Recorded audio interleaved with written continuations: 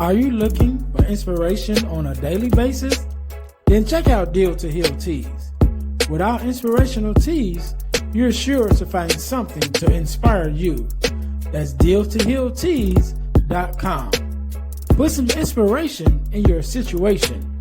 Wear inspirational tea and be inspired all day. Let's go to dealtohealteas.com. Again, that's dealtohealteas.com. Hey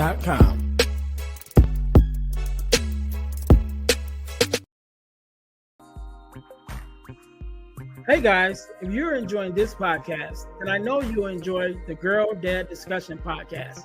I'm your host, Earnest James, and I believe the relationship between a daughter and her father is one of the most important relationships a young lady can have. And therefore, my mission is to promote the daddy-daughter relationship by sharing the voices of girl dads to the world. So check out our podcast on every platform where podcasts can be listened to. And if you want to watch the podcast, check us out on our YouTube channel. Again, that's the Girl Dad Discussions podcast with your host, Earnest James.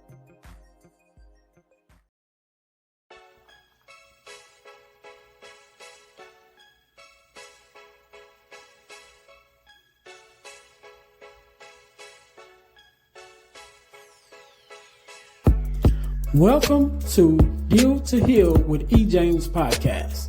On this podcast, my guest and I will discuss topics and ways to help us to heal in every area of our lives. I believe that everyone can live a life that is happy, healthy, and whole. So I'm on a mission to help people to deal, heal, and fulfill. Deal with your problem, heal from the pain, and fulfill your purpose. Thanks for tuning in. Let's get to it.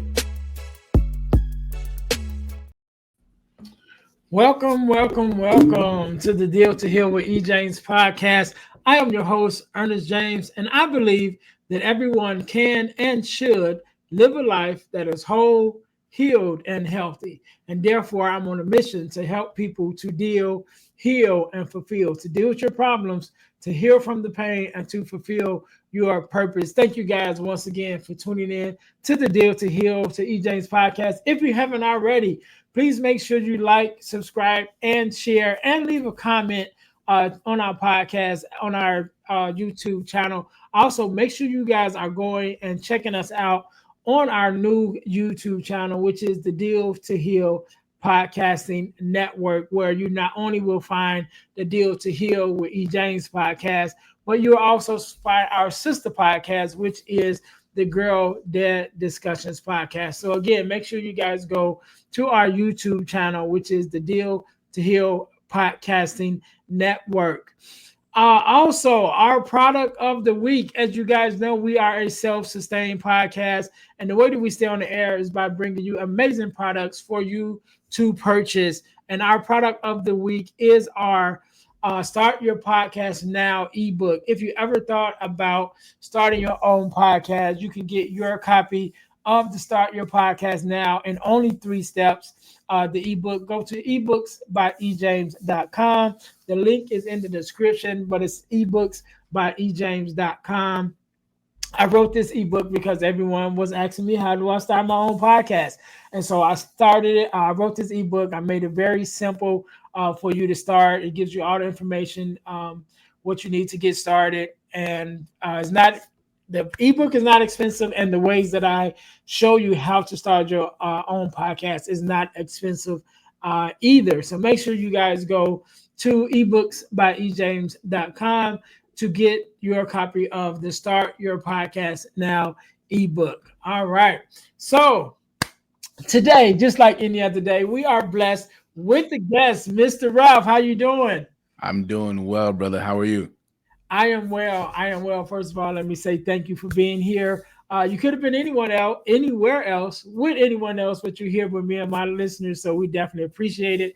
So do me a favor, Ralph. Introduce yourself to my audience and let us know a little bit about who you are and what it is that you do. For sure. So my name is Ralph Jean Poix, and I'm the owner of RJP Consulting Group LLC. And so I'm a leadership development coach. I'm a public speaking coach, as well as a motivational speaker. A little bit about myself: I was born and raised in a small island of Haiti, so I rep my country with everything that I got. And I moved to the States when I was about 10 years old, and I remember one of the biggest things I learned coming to the States was just a big shift in culture, definitely understanding the language and how the people interacted. So that was a big shift for me. I still remember when I first came to the States, man, going to class and I knew no English. I knew three words. I knew three phrases in English. I knew, and I would say it with the same accent that I used to. I would say, good morning. I would say, how are you? And I would say, my name is. And if you said anything beyond those three, man, I'm stuck. I'm stuck like Chuck, man. And so it helped me understand, though, that in order for you to be able to best communicate, you have to have access to knowledge, you have to have access to language.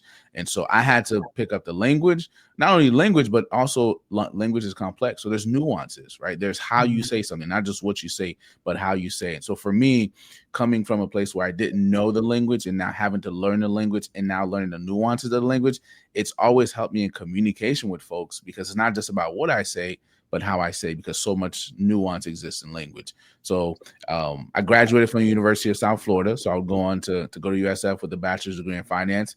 I thought I wanted to be a financial advisor, and I worked for a mutual fund investment firm for a couple of years.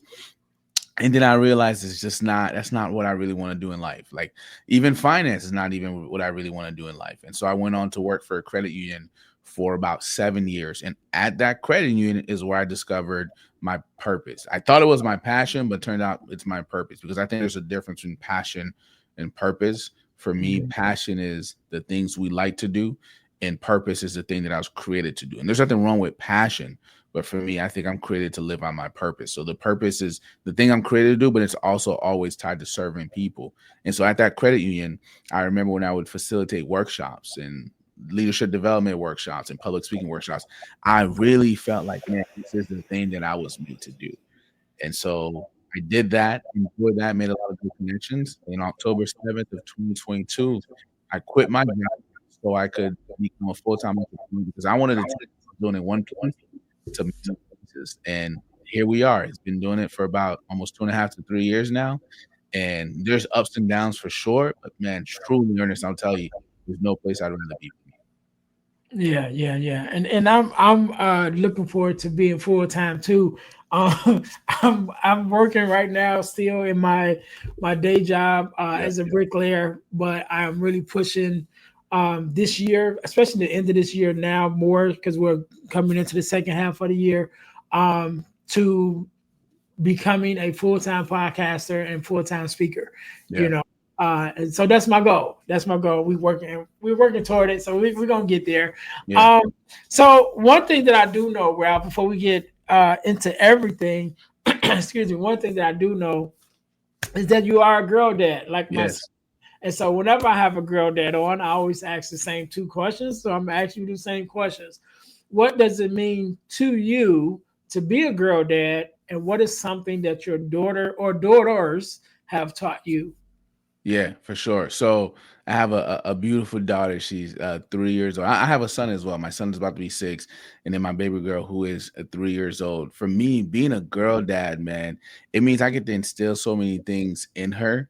I get to, as much as I prepare my son, I also need to prepare my daughter for the world that is to come. It means I get to mold certain things in her. I get to be that first man that she, looks up to, that she loves, and that she learns from. Like she learns strength from, but also she learns gentleness from.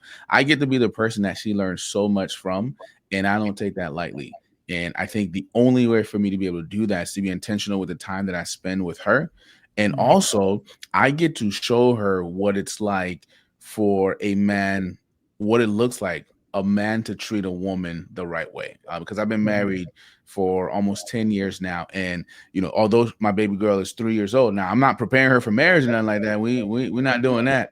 But what I am preparing her for is to see what love looks like, what healthy love Mhm. looks like in a household. And I think these things are all an honor to be able to do that. I've learned so much from her. And one of the biggest things I've learned from her is to not be so set on my expectations or assumptions. That's one of the things that she taught me, because my son came first, and he was, super calm, super chill kid. And then when my baby girl came, she was just different. And I thought, and people say this all the time, they're like, yeah, they're different people. They have their own personalities. Like, yeah, in my mind, though, I'm like, yeah, but if I do the same thing I did with the first one, with the second one, then we'll just get the same kid. And Right. man, Ernest, I'll tell you, she is not the same kid. And so the expectation I had is, as a dad, I was like, okay, we're about to have a girl. I'm about to get my princess. This is going to be my princess. She's going to be a daddy's girl. She's going to love me. She's going to want to be around me all the time, because what the people say is, the boys is just they gravitate towards mom, and the girls gravitate toward dad. So I'm about to get my princess. And homegirl came, bro, and she was not my princess at all. Baby girl couldn't stand me. I used to even joke with her mom, and I'd be like, babe, does she think I'm her stepdaddy or something? What is going on? Because I would walk in a room, and homegirl would look at me like, why are you here? And I'm talking about up until she was like 1.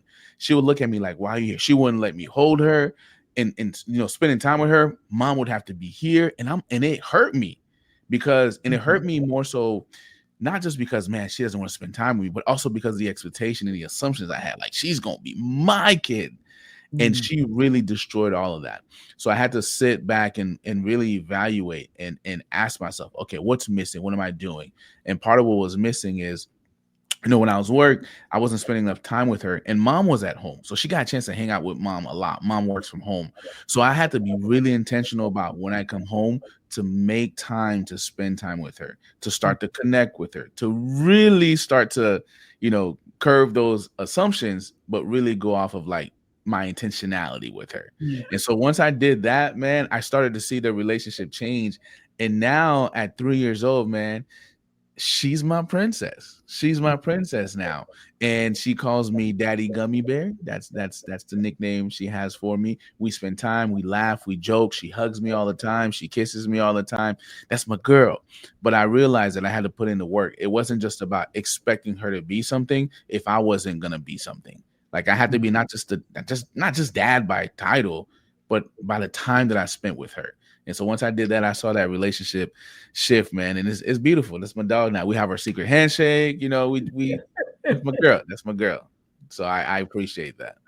Good, man. That's great. We're definitely going to get you on the Girl Dad Discussions podcast. Yeah. Also, guys, as being a girl dad myself, one of the things that we talk about on the Girl Dad Discussions podcast is the ebook that I wrote called The Core Four, which is the core 4 values that every daughter should get from her father. I wrote that ebook because I am a girl dad, and I really thought about the values that I wanted to instill in my daughter, and also the values that I saw my dad instill in my sisters. And so I wrote the core 4. You guys can get your copy at ebooksbyejames.com. Again, that's ebooksbyejames.com. You guys can go check that out. And also check out the Girl Dad Discussions podcast, because me and the fathers that I have on there, and sometimes daughters, do have daughters on there sometime too.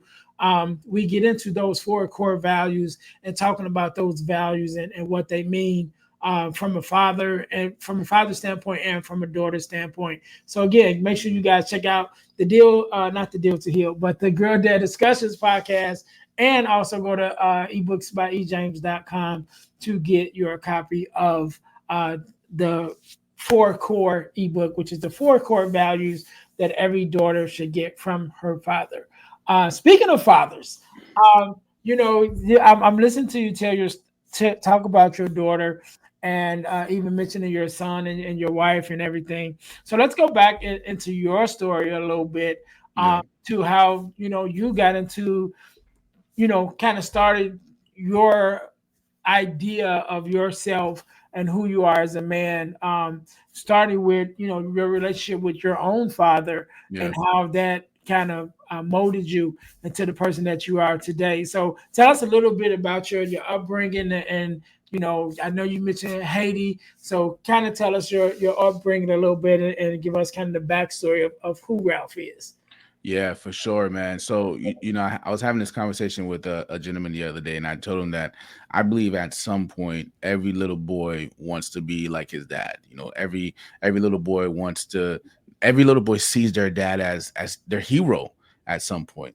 And so, what also happens is, if the things that you hope to see, or if the things that you wish to see don't happen, at some point your dad stops being a hero.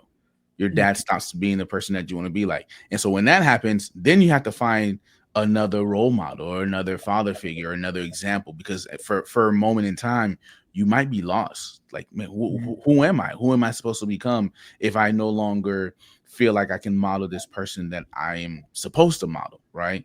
And so for me, that happened at some point. As I mentioned earlier, I was born and raised in Haiti, came to the States when I was about 10, right before I turned 10 years old. And it was me and my dad who came first. And my mom and my sister, they stayed back. And so we lived in New Jersey for about a year and a half. And, I could just remember the times where when it was just the two of us, it was the two of us, but we never really connected, man. I mean, thinking back to when I was younger, we never really did anything together. We never really went anywhere together. We never really had conversations. We never had that bond. Like, I look at the bond that I have with my son now, I don't remember having any of that with my dad. And when we came to the States together, now it's just the two of us. There's a specific story that I remember, Ernest. Like, I remember watching, you remember those old Disney Channel movies? You watch the movie, and like the dad is playing baseball with the son, they're throwing the ball together. Like, the fathers are always doing amazing things. And so I remember watching one of those movies, and I'm like, all right, I need to, if my dad is not gonna make the move, then I need to make the move. So I remember saving up my money, and any little coins I get, I save them up, and I would walk to school. And there's this arcade by my school. And I said, yeah, I'm going to tell my dad, hey, let's come hang out at the arcade together, because I want to be like Disney Channel. Like, I want that kind of thing. And I would save up my little coins, man. And I remember going up to him and be like, hey, Dad, can you go to the arcade with me? And he's been like, nah, I can't. I got to go to work. I'm busy. And I remember that being like one of the moments where I'm like, man, I don't know what else to do to connect with this guy. Honestly, I was looking at Disney Channel and be like, I want that Disney Channel relationship. I want that. But I didn't have like not even a hint of it, right? So I had to come to terms with that. And then you fast forward to a couple years. Now our family reunites. It's the four of us. It's myself, my mom, my dad, and my sister. And it just continues, man. There's no conversations, as I'm going through very pivotal stages in life, puberty, right? My dad never had a conversation with me. Like, how people talk about, like, dads sit down with their boys and be like, all right, man, this thing just happened. This is like, man, I never had any of that. And so I remember thinking back towards, okay, we're not having conversations. You're here, but there's no dialogue. Like, I'm not learning anything from you. I would say this all the time. I would say my dad never taught me anything, but I learned so much from him. And the reason why I say that is because I learned by watching what he did and telling myself that I'm not going to do what he did. But it's not because he sat there and said, son, this is what you do. This is what you don't do. He would say things to us that didn't make sense. Like, he would sometimes tell us things like, you won't amount to anything. He would make fun. Like, one of the things I specifically remember, Ernest, and this is weird. My dad would make fun of my handwriting. He would tell me that my handwriting was ugly. And the reason why that bothered me is because I would sit there and be like, a handwriting is not something that I can change. Like, it's all like the way that I write is part of me. Like, I can't, even if I wanted to change it so you could like it, I can't. So I remember thinking, like, man, you're making fun of me about something that I have no control over at this point, which felt like inherently you didn't like me. You know what I mean? And I remember other crazy things that would happen, man. Here's one of the craziest things that happened. I used to ride my bike to school. And I rode my bike to school. And I remember one day I'm riding my bike down this crazy busy street. And my dad usually picks people up in the morning to take them to work and to take them to school and stuff like that. And I remember riding my bike. As I'm riding my bike, there's a car backing out, and I had to do some maneuver to avoid it. Now, I don't remember if the car hit the back of my tire or not, but it came very, very close to it. So after I pass it, I stop, I brake, and I stop and I look. I look back, and it's my dad. He was the one backing out. So had I been like half a second slower, his car would have hit my bike and it would have thrown me into the street. and it was a busy oncoming traffic, right? And so you're thinking in that moment, okay, dad almost hits him. And now he didn't do it on purpose. I got to be clear about that. It's not like my dad tried to take me out. He didn't do it on purpose. But I remember I stopped and I looked at him. We locked eyes and nothing was said. And I got back on my bike and I rode to school. When I come home, there was no conversation of, are you okay? There was no conversation of, how you feeling? There was no conversation of, did I hit you? It was nothing. It was simply like nothing had happened. And I remember thinking to myself, yo, I almost died today. And I would have died because you accidentally hit me and threw me onto the streets. But yet there was no move in your heart to say, son, are you okay? And so that did something to me, man. It made me feel like, this person doesn't care, and I don't know where that comes from. And so you go through all that trauma along with a bunch of other stuff that happened in our household, because my parents would later separate. Then you start to ask yourself, well, who am I as a man? If I didn't have that model, who am I? Like, who am I supposed to model this manhood thing after? And early on, I would say to myself, when I'm a freshman, I'm 18, 19 years old at the University of South Florida. I'm telling myself, okay, I got it. I'm just going to do the opposite of what he did. Everything I saw him do, I'm going to do the opposite. So who are you, Ralph? I am the opposite of my dad. That was my early model. Who are you? I don't know, but I'm the opposite of him. That was my early model. And as I got older, man, I realized that's a temporary model. That's not a sustainable model. And the biggest thing is I couldn't tell you who I was. I could just be the opposite of him, but I didn't know who I was. So I was losing myself in the process of trying to be the opposite of somebody else. And so it took a lot of searching, a lot of, truly dealing with it, and it took a lot of forgiving too, to say, I forgive this person for the words that he said to belittle me. I forgive this person for the actions that he took towards me. I forgive this person for not ever, even apologizing. I forgive this person for not asking for forgiveness, but I need to forgive them. And so once I was able to forgive him, then I was able to find myself. And that was important to me. So now if you ask me who I am, I can tell you who I am. And it's not in reference to the opposite of being somebody else. So, yeah, man. That's good. It's crazy because you mentioned a couple of things. But my guess at the time that we're recording this, the last week, to all my audience, make sure you guys go back and listen or watch the episode from last week, the episode right before this one, because the guest that I had on had a similar situation like you. So his dad actually was an addict, and he ended up overdosing and passed away. And so his experience was that same mindset of, I'm just going to be everything my dad wasn't, and he kind of went through that same journey, should I say, to becoming someone who then had to realize, okay, I'm not, like, I don't really know who I am, because my identity has been who I'm not. Right. Like you said, if you ask you at that time who you were, excuse me, you didn't know who you were, but you know who you wasn't. You know what I mean? It was like, but I'm not that guy, and he kind of went through that same thing. And then you even mentioned about forgiveness. And one of the things that, the conversation that we had was, he had to forgive. I want to say forgive, but he had to separate the addiction from who his father was, and realize, like, okay, I want to be upset at the addiction and not necessarily at my father, because there was a reason why he was addicted. You know what I mean? Like and I even shared, a little bit about my dad growing up during a time where he struggled with alcohol addiction, and me as an adult reflecting back on it, I started to think about all the reasons why, he probably did at that time. We had went through a thing with our family where we lost everything we had. Then my dad's best friend, who was my uncle, my mom's brother, they were best friends, and my uncle was murdered, around that same time. So it was a lot of stuff that happened. And as an adult, when I thought about it, I was like, I can see why he might have, been struggling at that time,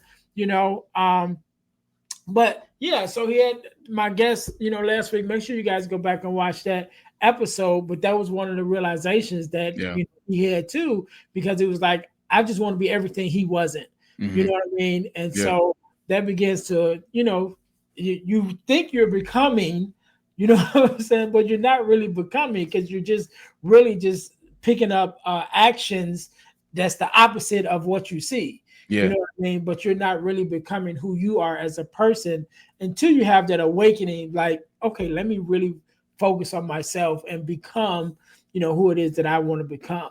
Yeah. So coming out of that, getting to the other side of that, you mentioned about your um parents separating at some point and everything. How do you think, that experience with your dad, and even, watching the your family dynamic with your dad and your mom, how do you think that reflected on you and your relationships moving forward, and even in your marriage now, or Yeah. I would say even before your marriage, like Yeah. when you were, when you were dating, Yeah. because if your dad didn't really show you anything, then you don't even know how Yeah. to date. And I just had You, this conversation last night, and that's crazy that I didn't even think about it. But I just had this conversation last night talking to a friend of mine that was like, the way we grew up, it was like, you grow up, you go to college, you get married, you have a family. He's hmm like, but they never really taught us how to date. Right. Right. They Right. really never really taught you, like, okay, this is how you really know someone Yeah. to even consider dating or marriage. There's Yeah. almost like, just check the list, Yeah. Just do it. the boxes. Yeah. Yeah. Just go out there and do it. But how do I do it? Just do it. When the time comes, you'll nah. Right. It doesn't work like that, man. So yeah, it early on, I would say it had a big impact because where am I to learn? Where am I? And it's not like I had a whole bunch of people around me who I could model something after. And some of the people I had around me, man, high school, like homeboys who weren't committed to anybody, who were just Mhm. trying to collect as many as they could, kind of thing. So you have Mhm. those terrible examples, and then you may also have family members who they're doing things and they're married, but they have this person on the side and so on and so forth. So I didn't have those great examples. And so when my parents separated, Ernest, I'll be honest with you, man. I've had this conversation with my mom, so I can have it with you. When my parents separate, it's not that I wanted them to. I didn't want my mom to go through that hurt, Mhm. but man, some part of me was so happy for her because I Mhm. was like, you don't deserve this. Like, Yeah. being a believer, I don't want to see my parents go through a divorce, right? But there were some things that happened where my mom had biblical grounds for what she did, and so Mhm. when she went through it, I just remember feeling like, man, when he left, the dynamics of our family changed, Yeah. and Yeah. it changed in a good way. And Yeah. so I can't deny that. Yeah, I want to. I didn't want to interrupt you, but on Yeah. that thought that you said, I've had a conversation with one of my friends recently, and she shared with me. She was born out of wedlock before Mhm. her parents were married. So Mhm. her parents actually got married when she was like 9 or 10 years old, Yeah. and but she told me, she was like, she remembered that, and in her heart she was like, she didn't want her dad to marry her mom, because Mm. she was like, she knew how he treated her before they got married. And she was Mhm. like, like, you're not good enough for my mom. Like, my Yeah. mom is a really good person and you Yeah. don't give her what she needs. But Yeah. as a young girl, she couldn't say that. But she was like, that's how she felt. Like, Yeah. even though that was her dad, she was like, I didn't want my dad to marry my mom. Isn't You know that what I crazy? mean? Isn't that crazy? Because it should be the opposite. It should be like, of course, I want these people to be forever, to Mhm. be with each other forever. But my experience was different, man. And sometimes when I talk about my dad, and I'll be honest, Ernest, I don't think I've ever had this conversation with anybody. So this is exclusive, brother. This is exclusive. My dad was never physically violent towards my mom or anything like that. I want to be clear, because when I talk about him, when I'm talking to my mom, there's so many things I can say, but when I'm doing this on a public platform, you got to be able to frame it the right way, right? So I, Mhm. I can't leave too many assumptions. I don't want people to think that my dad was doing things that he wasn't doing. So he was never physically abusive towards my mom. He was never like verbally abusive towards my mom.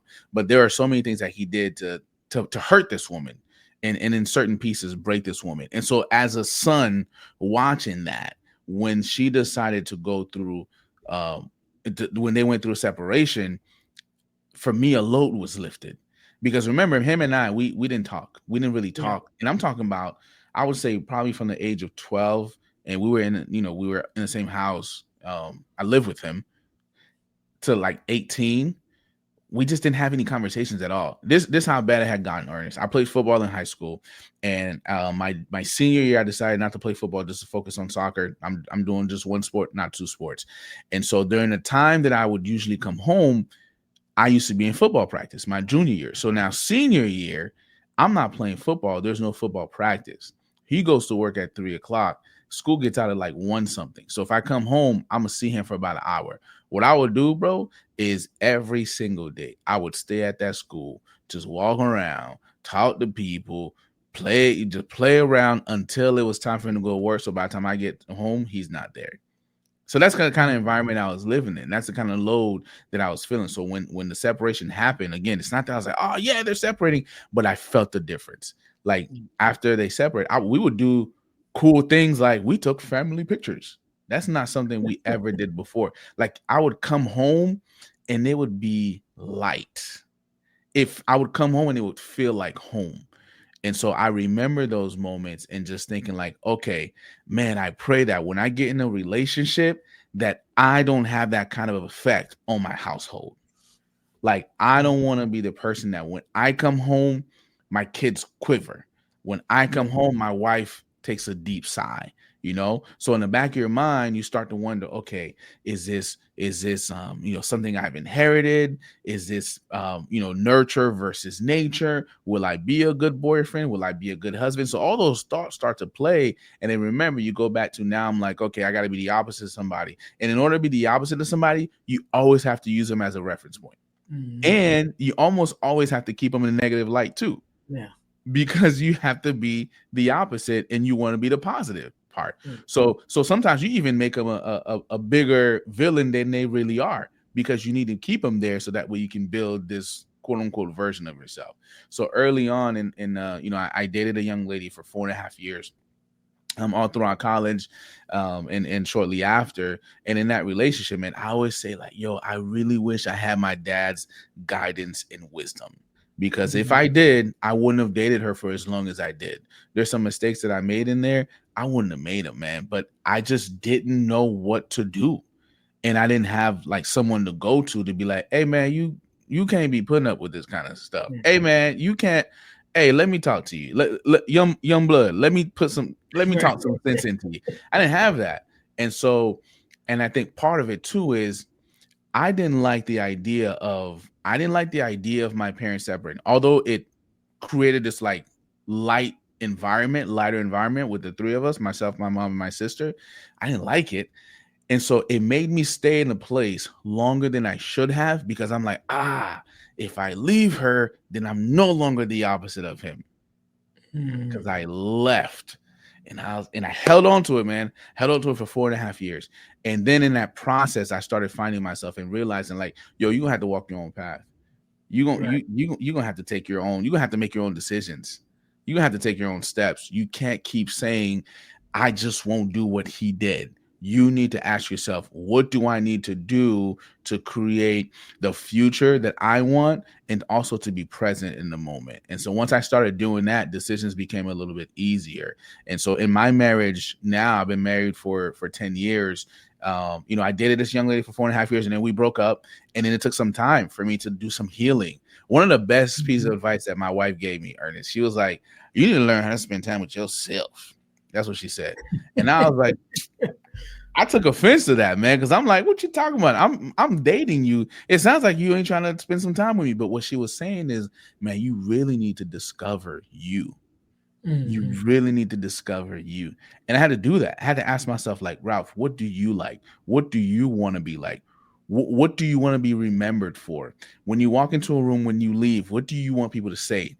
Not in reference to anybody, but just what do you want? What do you want your contribution to be to this world? What kind of husband do you want to be? What kind of father do you want to be? What kind of friend do you want to be? What kind of worker do you want to be? Like, I had to ask myself those questions and answer those questions. And once I could do that, man, it prepared me for my marriage. It prepared me to be a good coworker. It prepared me to be a good friend. And when I'm not a good friend, check myself to become a better friend.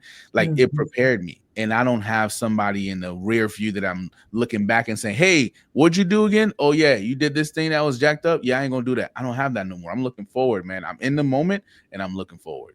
Yeah, and I think that's so important. And I was having a conversation recently.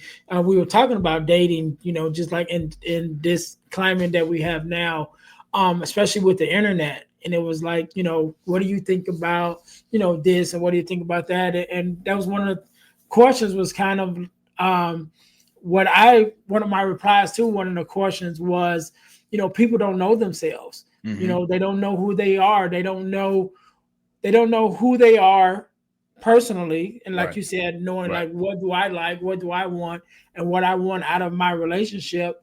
And so because they don't know what they want, and they don't if you don't know what you want, you don't know what you really want in a relationship, You don't. because you don't know your values. Yeah, You know what I you mean? don't. And so that's now that we get this whole generation of people that's listening to everybody's viewpoint on the internet, or what this you should do or what you shouldn't do. And then Yeah. that's like, oh yeah, I resonate with that. Oh, that sounds good. Let me Yeah. put that in my relationship. So you Yeah. got this whole gumbo of a relationship, you know what I mean, with everybody else's values. And it's Yeah. like, how do you expect that to work? Because none of those values are yours personally. They're not. Because a lot of people don't even know who they are to even Absolutely. say, this is what I'm looking for in a person. Yeah. And so you get all these different viewpoints that belong to other people, and now you're trying to make it work, and it's like, yes, it's not going to work because it's not Yeah. who you are as a person. I'm telling you, man. So important what you said, because yeah, we're just picking up other people's, not even values. We're just picking up other people's preferences. And Mm, then here's what we do that's dangerous. We pick up other people's preference and we make it a value because we hold on to it so strong. You don't even realize people are just throwing things out there. But mhm, here's why you're holding on to it, because there's a void. There's a void, whether it's our parents didn't pass on something or mentors didn't pass on something. There's a void, and when there's a void will always be filled. So now, because there's so many voids, they're being filled with all kinds of nonsense, man. My wife and I, we lead the marriage ministry at our church, and one of the things that our pastor asked us to start doing is to start having conversation with people who are engaged as well, not just the married people, so mhm. that way we can give them an idea of what marriage looks like in one of those conversations. We talk about values, like you said, not preferences, values, right? Man, to me, man, I ain't scared to say it, bro. I watch when people talk about things like, what's your sign? Oh, if you this sign and I'm this sign, we can't get along. We can't be married. We can't be together. And I'm sitting here thinking like, hold on, you're going to base a whole relationship off of the day that I was born? Like that's it. That's the whole Yeah, thing.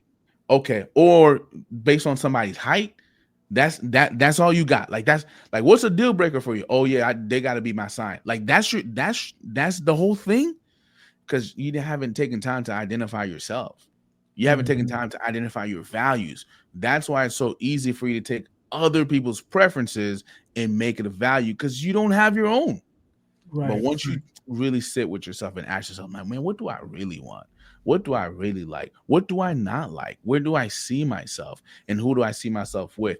Then you'll come up with values. And values don't fluctuate, man. Mhm. Preferences do, but values don't fluctuate. And I think that's part of the problem that we have. Yeah, yeah, and I always say, my thing is, it's not necessarily it's values, but I think about truth, and I always say truth don't change, but Yeah, lies always do. You know what I always. mean? And so if Yeah, you're dealing in your truth, or you're dealing what's really true, you don't have to worry about it switching up on you, because it's yeah, always going to be consistent, because it's a true value.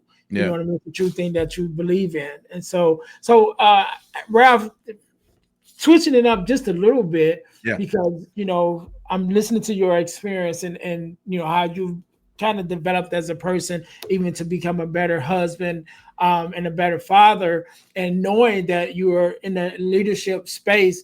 And so how do you think those relationships and your growth in your relationships transfer over into the leadership space now, because it's still relationships, and leadership is just a different, different Mhm. dynamics maybe.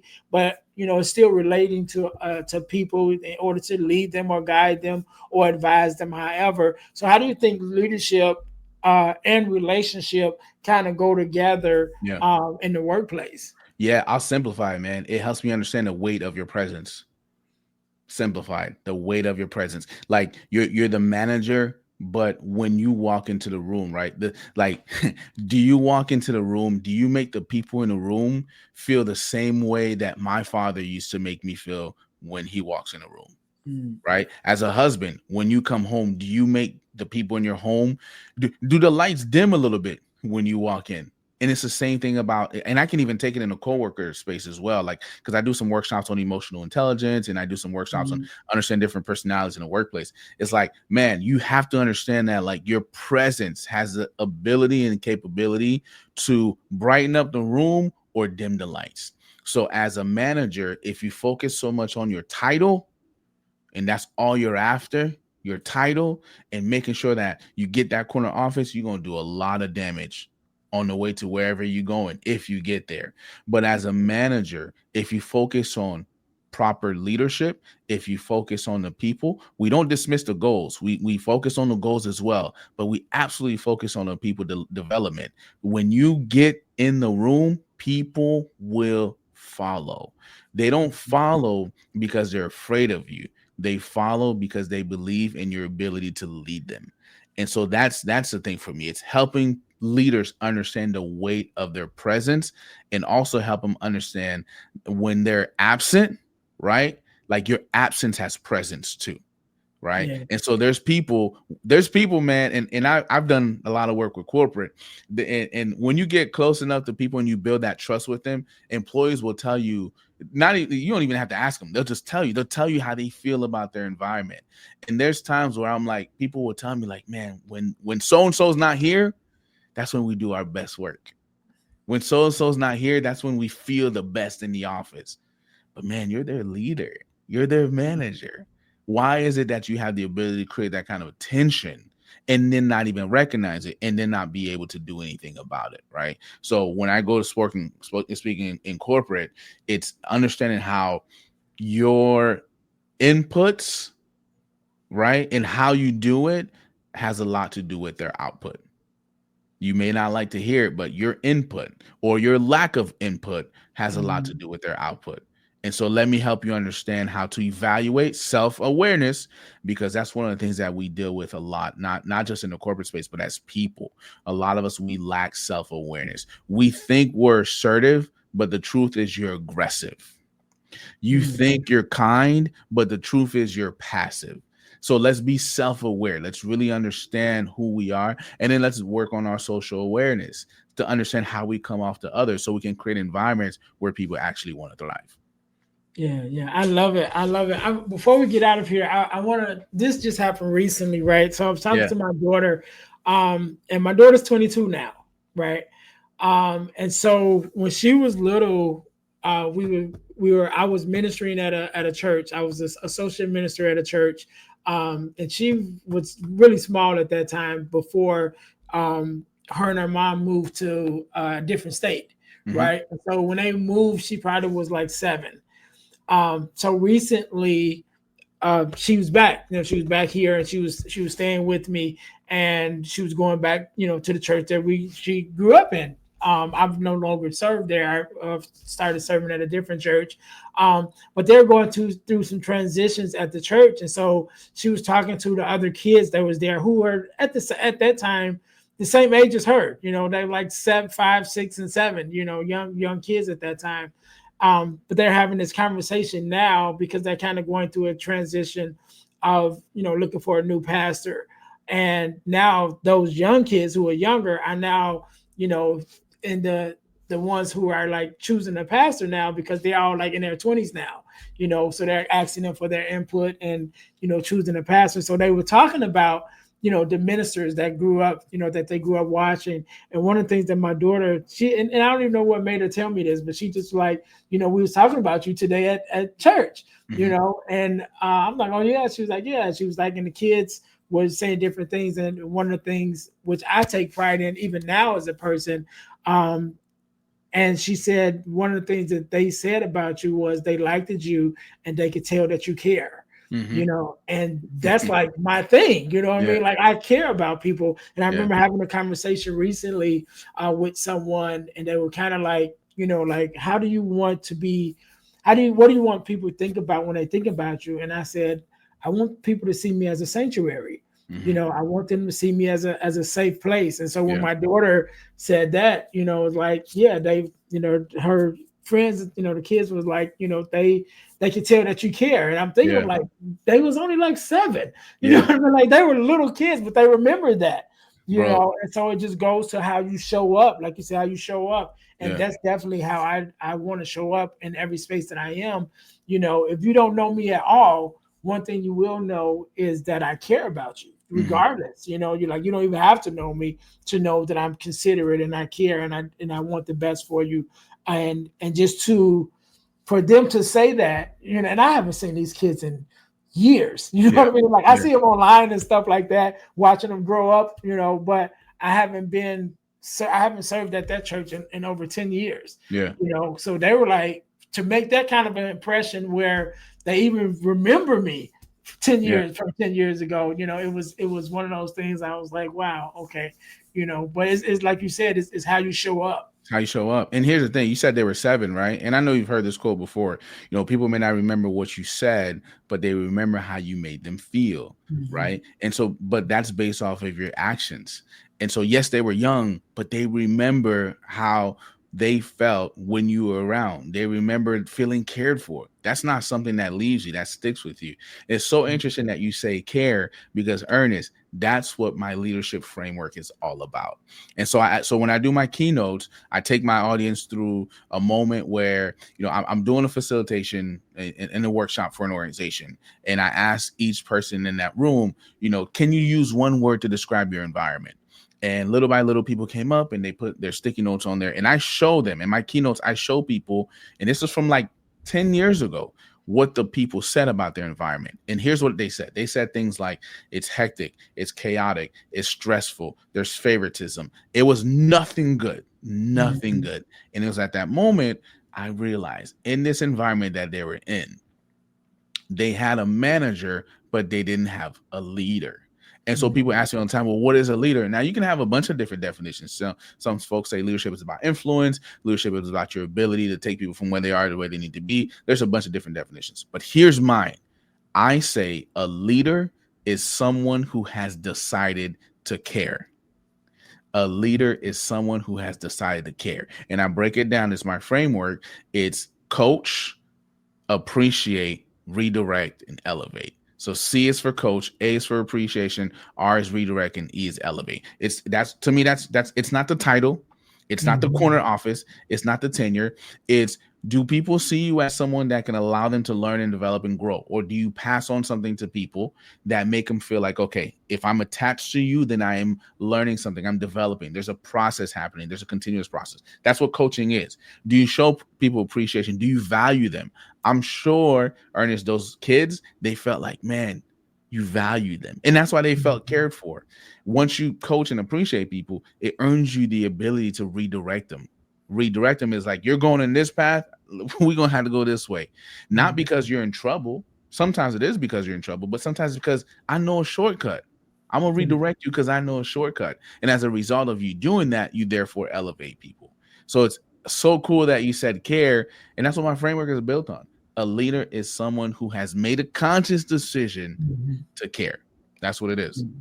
Yeah, I love it. I love it. That's definitely been my heart posture for, out part of all of my life. You know what I mean? And it's kind of how I grew up, just growing up in the church and learning to serve. I don't want to say learn to serve because we had to serve. Yeah. It wasn't an option. It was like you going. Like we, Yeah. we went to the nursing homes and the senior buildings and things like that, and served there and had church there with those who couldn't get out, Mm-hmm. and out of and so it was just kind of instilled in me ever since then to have that love for people, Yeah. and Yeah. also from my mom. My mom was a person who loves people too, and so it was in everything that she did, so yeah, so that's me in a nutshell. So Ralph, before we get out of here, man, I want you to leave us with I want you to leave us with a word of advice. I want you to have the last word. Let me Yeah. put it that way. Yeah. And it could be, excuse me, a word of advice, inspiration, however you feel, and Yeah. also leave us with your social media handles and things of that nature, where we can find you and follow you and support you, or even reach out to you to come out and facilitate a workshop with Yeah. that framework to help organizations. So I'll give you a couple seconds to think about that. Yeah. To my audience, thank you guys once again for tuning in to the Deal to Heal with E. James podcast. Make sure that you guys are checking us out on our website, dealhealfulfill.org. I don't have a slide for my new website, which is my speaker's website, which is earnestjamesspeakslife.com. I will put that up, but it's earnestjamesspeakslife.com. Make sure you guys are going there to check us out, and check me out, should I say. And even you at that website, you can hire me to come out to speak or to facilitate a workshop for your school or organization. So make sure that you guys are checking us out there. Also, we talked about it earlier. Go to ebooksbyejames.com to check out the ebooks that I have available, including the Core 4, which we talked about earlier, and also the Start Your Podcast Now ebook is also there. But they're not the only ones. I also have a book called From Males to Men, which is a male mentoring ebook. And one of my favorite ebooks that I wrote is called Forgiving Me, the 4-Step Guide to Self-Forgiveness. So make sure you guys go to ebooksbyejames.com in order to check that out. Also, check us out at our inspirational t-shirt line, which is deal2healtees.com. That's deal, the number 2, healtees.com, where you can find our inspirational t-shirts, and not only our inspirational t-shirts, but our podcast merch as well, which is our t-shirts with our logos of the Deal to Heal with E. James podcast, and also one for the Girl Dad Discussions podcast. And last but not least, over the last couple of years, I've been blessed to be a part of an organization called the Forgiveness Mission. And one of the things that we do, we have a free virtual workshop every other month. We started doing them every quarter, but now we do them every month. And we have a free virtual workshop every other month, talking about everything surrounding forgiveness of self, forgiveness of others, even forgiveness of the world. And it's absolutely free. Whenever you guys are listening to this episode, either one just passed or there's one coming up. So make sure you guys go to forgivenessmission.com to check out our free virtual workshops on forgiveness.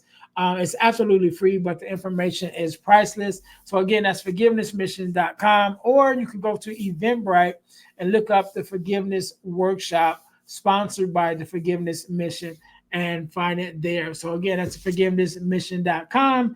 And you guys can sign up for our free virtual workshop. Ralph, thank you once again, man, for coming on, for spending this time with us, for sharing your story and your expertise. I definitely thank you for being here. I want you to have the last word, so the floor is yours. So I'll go with the business stuff, and then I'll leave them with the word. So you guys can definitely find me on Instagram. It's RJP Speaks. RJP Speaks on Instagram, and you can also find me on LinkedIn. And it's my full name, Ralph Jean Poix, owner of RJP Consulting Group LLC, Ralph Jean Poix. So what I do is several different things, but I want to be very specific about who I am here to help. I help leaders, emerging leaders, overcome imposter syndrome so they can lead at the highest level possible. So if you're a new manager, right, you're coming in, you are a high performer, and now you have this new position, you're leading people, and you used to be really, really good at production, but now you need to switch over to the people side plus production. I help fill in that gap for you, because what I realize a lot of times is people get these positions, but they don't get the training to equip them to be able to do with conflict resolution, to be able to deal with delegating to different employees, to be able to deal with time management, to be able to deal with all these different things that come with the new position. So I fill in those gaps for you with coaching and training, and it's about building you and giving you as many tools as possible to help you excel in your new role. So I do a lot of work with those individuals. I also teach public speaking workshops. I do executive presence coaching as well. So to help you understand that, again, the weight of your presence, because a lot of times the opportunities that we don't get is because we don't present ourselves in a way to be seen as the person that should step into that role. So I do a lot of work in those space, keynotes, workshops on emotional intelligence, and really helping leaders emerge is what I do best. Now, as far as the what I want to leave you with is it's simple. It's what Earnest is all about. You have to be able to deal with it in order to heal from it. I remember I got an opportunity to preach a sermon last year. And one of the things that God deposited on my heart is, we all have something that we're carrying. We all have some load that we're carrying. And it could be from 10 years ago. It could be from 15 years ago. It could be from something somebody said to you. It could be something somebody did to you. It could be from something somebody didn't do for you. But we all have a load. But what God was telling me in my moment of prayer is simple as this. It says, he told me, if you continue to carry the load of the past, your present will be weighted and your future will be jaded. I'll say it for you one more time. If you continue to carry the load of the past, your present will be weighted and your future will be jaded. I don't want my present to be weighted, and I don't want my future to be weighted. So because I don't want that, I had to deal with it. I had to go through the process. And for you, it might look different. For you, it might look like therapy. It might look like writing yourself a letter. It might look like writing that person a letter. It might look like forgiving them out loud. It might look like a number of different things. But whatever it looks like, the outcome is to get to healing, because until you heal, you won't be able to fulfill. So deal with it so you can heal from it, so you can fulfill your calling on this earth.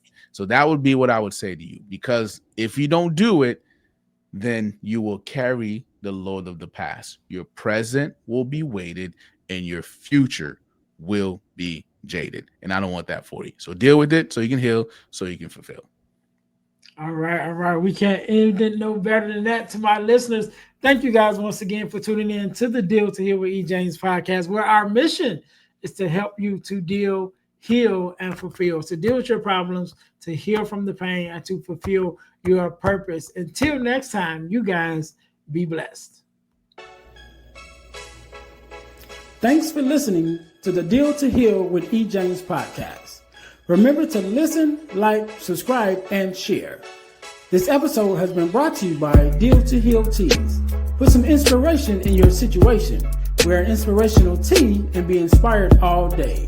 Let's go to dealtohealteas.myshopify.com. Remember, our mission is to help you to deal, heal, and fulfill. Deal with your problem, heal from the pain, and fulfill your purpose. Thanks for listening.